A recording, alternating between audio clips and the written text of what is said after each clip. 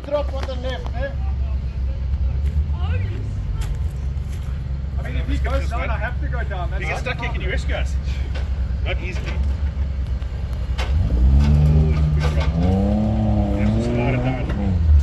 Alright, go passenger, passenger Kev. Oh, it's making it easier for me. Don't mind the trees, just the roof rack. And the canopy and the window and the...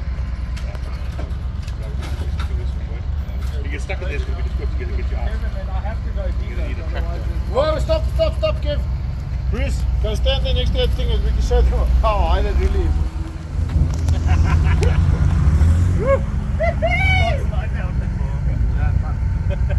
Oh, now the photo's spoiled. Yeah, alright.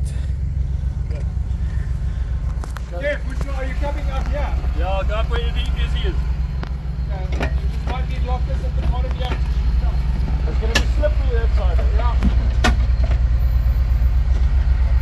Oh, my bumper's back. It should be, yeah.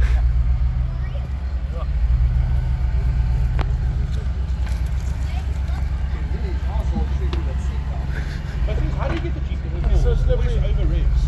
Yeah, How do you get the full There's slow? only one thing that concerns me here.